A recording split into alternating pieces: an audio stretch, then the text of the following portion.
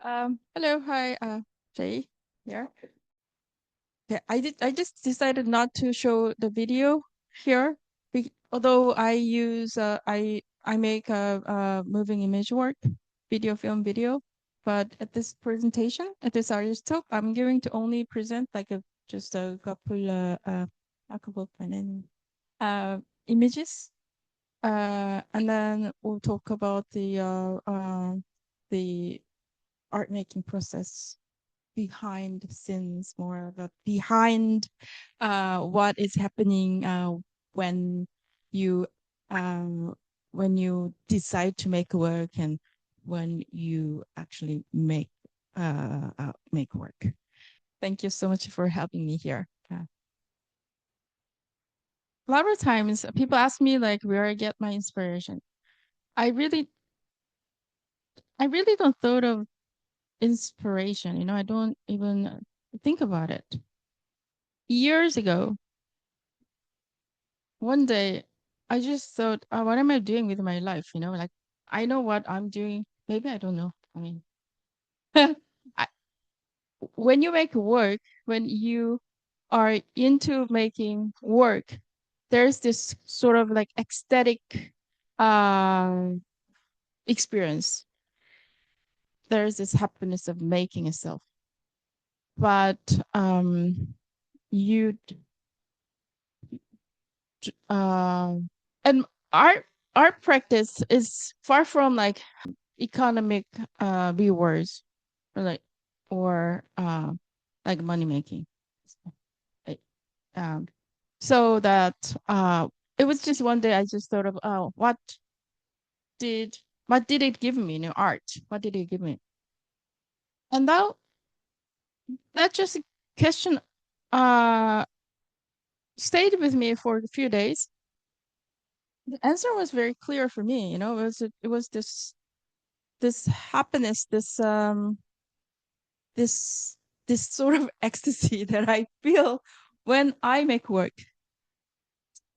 But nothing really has to do with my life, right? Life itself. Maybe it's important, but maybe not. I don't know. Um, and a lot before that question, I worked. Uh, I made this a 4 channel video work, and in the video work, um, I had this former most cunning dancers perform in the work. I directed this performance and all, and made a video, but I had this my former Mexican dancers in the video. And to make that work, I met many dancers. I went to see many performances of dance performances and met many dancers in person. And at that, I just thought that at that time, I realized that, oh, the dancers or the performers who are in this act, in who's doing this live thing in front of audiences, they can they have this perfect moment in there with the audiences. So it's different from the visual artist. The visual artist, you have this thing, you just know everything just aligns by self, and this is it. I love it. Sort of moment. But you have that moment while you're making it, but you have it without having audiences, right? But dancers, whether audiences realize it or not, but dancers have that sort of perfect moment right there while they're doing the performance, uh, live live presentation. So I just to answer the question, what did it uh, give me? I decided to make this work the perfect moment. So the title came first. it's got to be the title of the work should be the perfect moment. And I had like, because I know lots of dancers already, I had like I contacted like almost with 10 dancers, like 7, 8 dancers, and I had them. Um, I was going to have them talk about their own the moment that they feel the perfection. When they are doing this performance in live with the audience, and then I was going to record those individual perfect moments uh, when they describe it in words.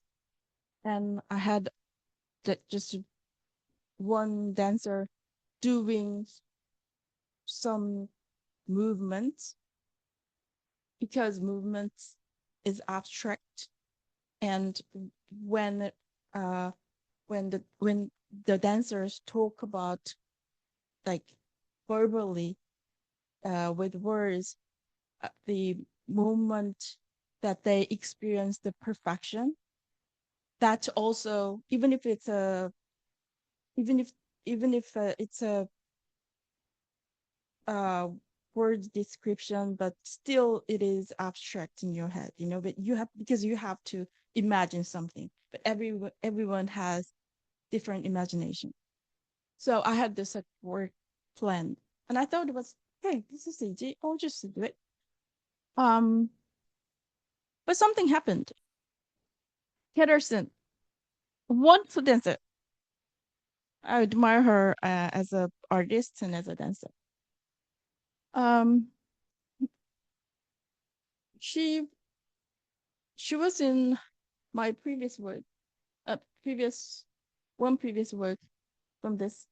Um, and she called me like in almost, it was like midnight or to over midnight.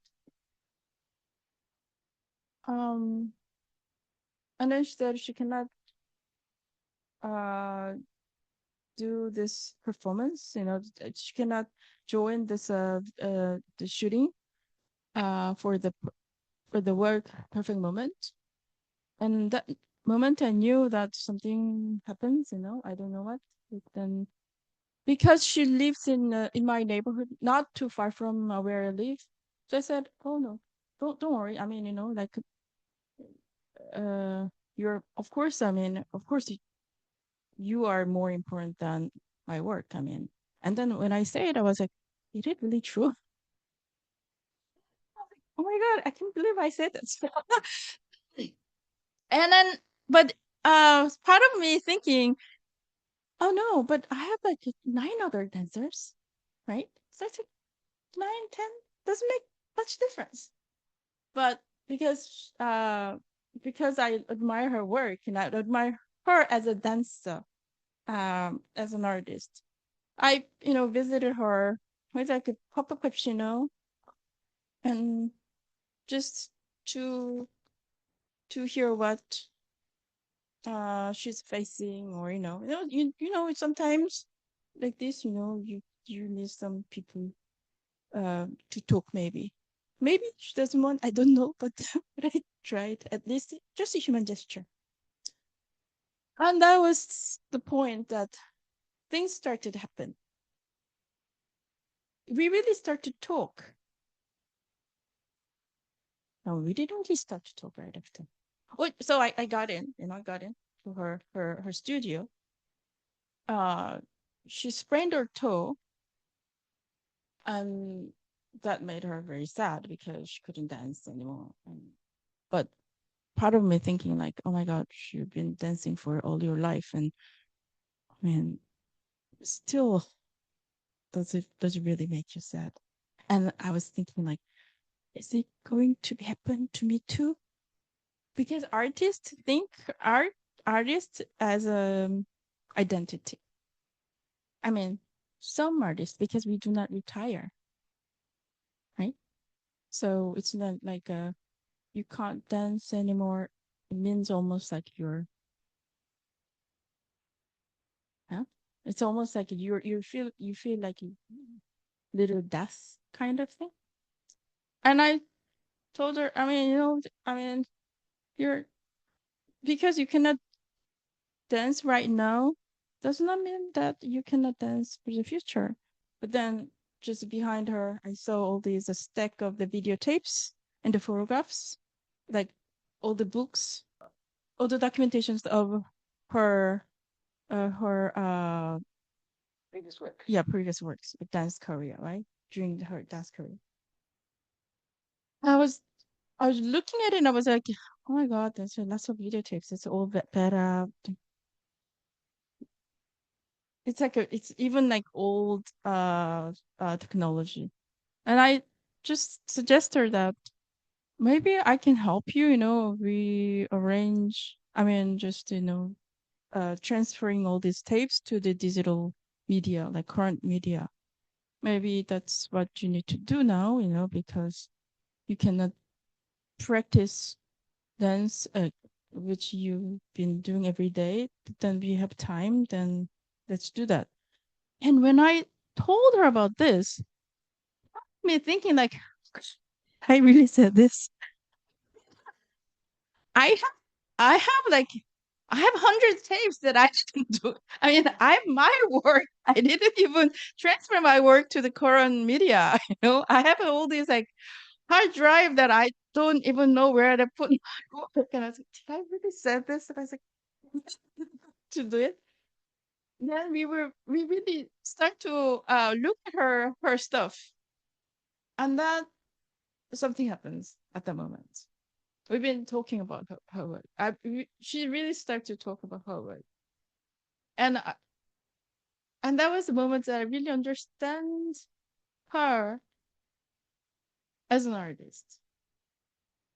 And it was almost like I have this feeling that although we are different people, like from different place, different generation, different medium, art medium, but there is something like we could really share. And whenever I I went to see her, uh, started to write. I did it for several months, and during the several months, uh, of course, she got better, right? Uh, and the time also cured her sprained toe. Right? Not only that, I finished the writing based on her story, but it was also my writing, right? And I knew the moment I was like, oh, I don't need all these dancers. It's going to be only her and this young dancer. And then she will, it, it's all scripted already. There's three uh, parts, three stories, but it's going to be just one piece. So this work was done at the moment. Not. And then after this, there's other things like you have to shoot it, you have to rent a camera, you have to all these logistics, right? But the work actually finished it when I finished writing.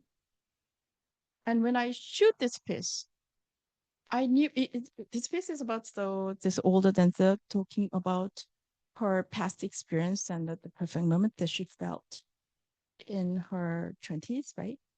And that moment, I sort of knew that my next project will be about the future. So I, this work is about someone who's thinking, someone who's talking about the experience, the perfect moment experience in current time now, but this past becomes now. But then my next project will be the future. But I didn't know what kind of future that is. But it was very vague. But this word future was very clear to me. But I didn't know what to do after. Hey. And I didn't know what kind of future I was thinking. And I and I saw this, right? I was like, The future house, you know this, right? The future house is it's a mid-century design, designed by Matthias Ronen, the Finnish architect. And because mid-century, mid 20th century, last century, this like UFO or like going to the future. It was all about this, the people imagining the uh, future, right? Going to the moon and stuff. It's different from the future that we think of now. Nowadays, all the billionaires, well, not already, but it was before. It was like, man, it's gonna be utopia. Um, uh, I saw it.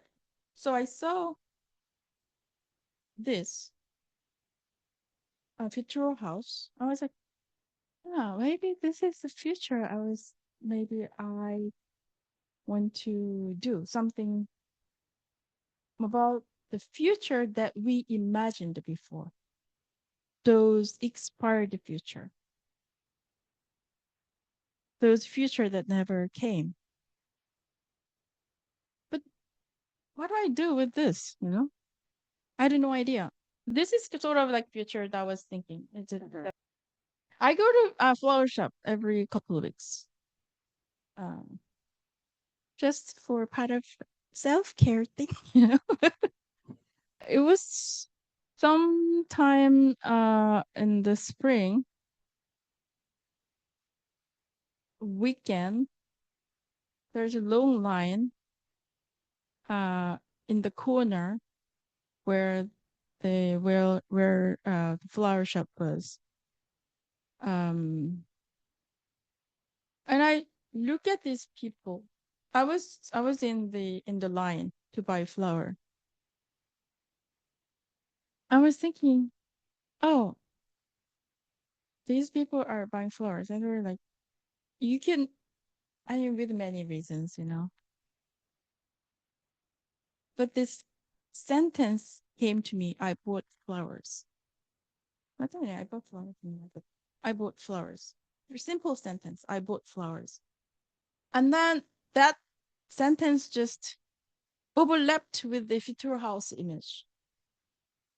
And that moment I knew this is the work that I'm going to make. But I didn't know in between. But it was very clear. This is the work I'm going to make. I bought flowers and I bought flower and this Futuro house. But I didn't know what to do with it. And then at the same day, I did the Google search, look for the locations of the Futuro house. And I found one that is abandoned by the freeway, not the freeway, highway. I don't know. Those are just countryside in Texas, Royce City, Texas. I had no idea where that is, so I decided to go there. It took me about a year and a half to look for the residency program there. And Texas is big, right? So when I contacted all these residence programs and the museums or like art centers or galleries in Texas, I was like, so where do you want to go? I said, no, we're students. They were like, no, but we are in the Central Texas. You are. No. I just have to be in Texas. I'm in New York, but I just have to be in Texas. Just to just drop me anywhere in Texas and I'll do it. But then no, it will probably take 7 hours by drive from where we are. But I found one residence program that's not too far from Royce City, just a hour drive. I mean, but hour drive, Texas is like freeway hour drive, so it's very far. But the sensibility of the time is different. So I went. So I planned the shooting there, filming this future house there. And I had my my friend who could do the uh, narration of the film, and I had these writings about the. I had all these flowers. I mean, buying flower stories, and I had these writings. I thought I was sort of ready, so I thought I could just go and shoot. I have my even camera person. I rented the red one camera. I I thought I thought it was almost ready. I could just do it. But when I actually went to the site, it the future house was not what I imagined. You see all these spray paints, and inside of this future house was full of garbage. It was abandoned one, and I didn't know all the details around this future house. It's like a there's all the grass that you don't even know what's in there. I mean, who knows? You will step like a dead corpse, and I don't know. It's just almost what do I do? So I had to buy a rubber boot, and I had to get this like plastic jumpsuits and spray it. I'll just go into this picture house, and it was full of garbage. I couldn't shoot it that like that. So I had so that from that point I started, like contact all my friends, and not just friends, like every I can anyone help me like cleaning this place? But this place was far from the city, right? And I expect to shoot for just 2 weeks. I ended up spending like 3 months in Texas. So I became like Texan during the time. Um, Cleaning for like 2 weeks, uh, cutting grass, and I was not sure if I could even finish the work. I just didn't want to do it. I mean, I know I am going to do it, but then 윤정미 작가님 is here, right? And I called her in the middle in the middle of the shoot, and not the shoot, middle of cleaning, right? I called her, and it was there's a shower in Texas, so you clean it, and suddenly there's a big shower came, and I called her like crying, but if I can even do this. I'm in Texas. I don't know, but I don't know anyone, and I don't know if I can finish it. I want to go back, and I don't know what to do. I couldn't even thought of like making the work. I only could think of I'm going to just clean this site, and then I'll think about it. I need to do something for myself. I, I mean, I don't know, something for about life. Something I don't know where my life is really. I wake up, I drive, I clean, I come back. So what I did uh while I was in this residency was that I started to do this dinner gathering with other resident artists. There was only three of us. And I started to have uh these people living around the residency um, building. I started to invite those people for sit-in dinner. Dinner was easy. I did that twice a week so that I could live my life there. Because I don't know when I'm going to finish the cleaning this future site, but I need to do something for myself. But something for this neighborhood is something that you are also doing for yourself. And then the people in this town, they start to really listen to what I'm doing, and they really try to help me. So from that point, people uh drive me to the site, and they clean the sites with me. So I had like cleaning buddy. I had like many cleaning buddies. And also because uh um from the perform not the residency Kusana to the um future site Rose City, it's about like a 1 hour and 20 minutes or drive. On the way, I found this wrench with these habus and uh piece of it's a NASA practice vehicle. It's not the actual thing, but they built this to practice something. Uh, I so this, and then it's also the part of my work. I shoot that, and part it became the footage that I used. After all this journey, I completed this 3 channel video. One's called Future. This is found footages of 16 millimeter film. It's it is actual footages from the uh, spaceship from the uh, mid-century. So instead of your original plan was to shoot by using that building, instead of that, it turned into a research kind of, right? I did both research and I also shoot the Futural house. The Futural house and the found footages, also uh, other things that I shoot around the Ruiz city, around the Corsicana.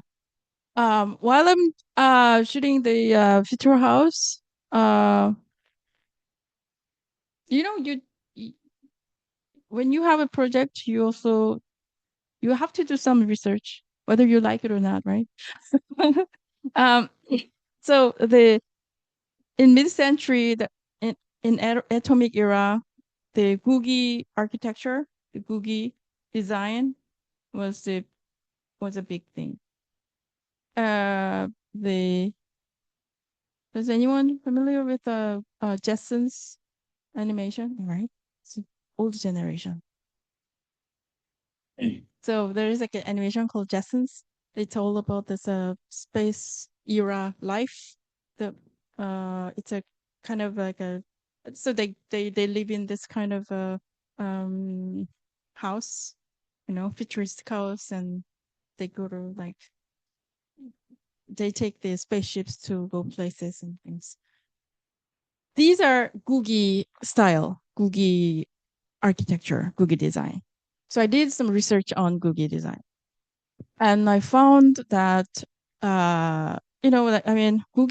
Googie design is something that came from the um came out in the mid-century from the Southern California. So you could find you could still find a Googie sites in Southern California. So I had all these lists of Googie sites in Southern California, and there's some also in uh,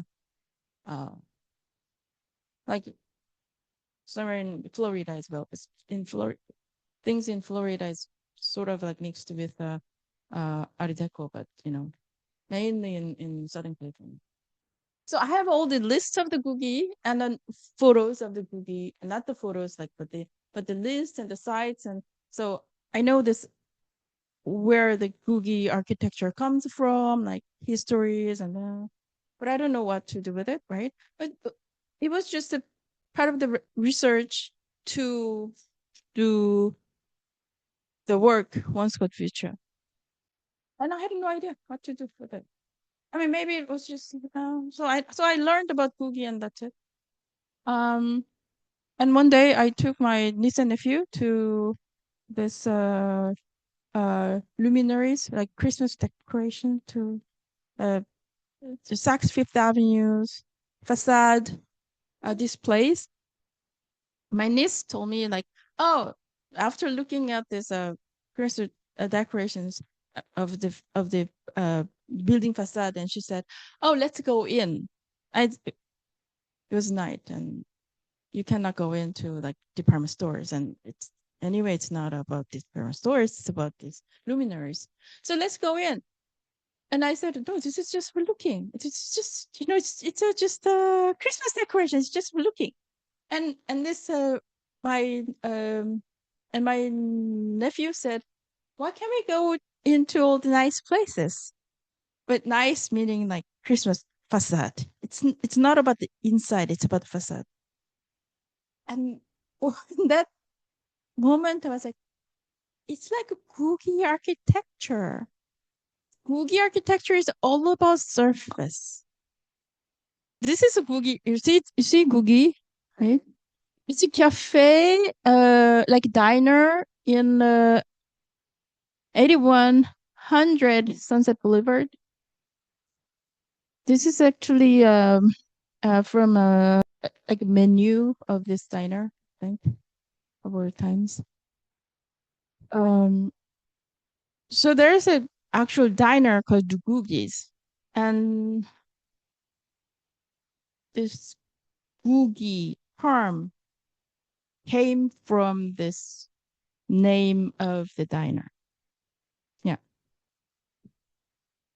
Yeah. So I start so when whenever I can, I go to I make a stopover to in Southern California. Luckily I had a friend living in Los Angeles. So I take like several days every time I on the way to Seoul or on the way back to New York. I make a stopover in Los Angeles and go to all these Google sites. So I had this so I did that. I shooting these Googie architectures uh for about 2 years whenever I can. And then I start to write about this idea of surface. Um not so much about Googie architecture itself, but about the surface, about the decoration, about the urban decorations. I I didn't have the goal, but I just had these little pieces of writings, and it came out as all that glitters, all that flickers. And after I finished this work, all that glitters, flickers, I realized that I've been making the actually same work that I did like 2008. It's all about the surface. It's about utopia, but but not the right utopia. I don't know if there's a right utopia. Utopia is about the state. It's about your mindset. So it's about this miscopied utopia that you think there's utopia, and you sort of copy the utopia, but it's like miscopied. But this miscopied utopia suddenly becomes the perfect utopia for you, you know, just for a moment. Mhm. Yeah. Yeah, that's what I realized that. I mean, this I've been doing the over like almost 2 decades. I've been actually doing the making the same work. Yeah. Thank you. Thank you very much. Okay, and we can start now with the Q&As.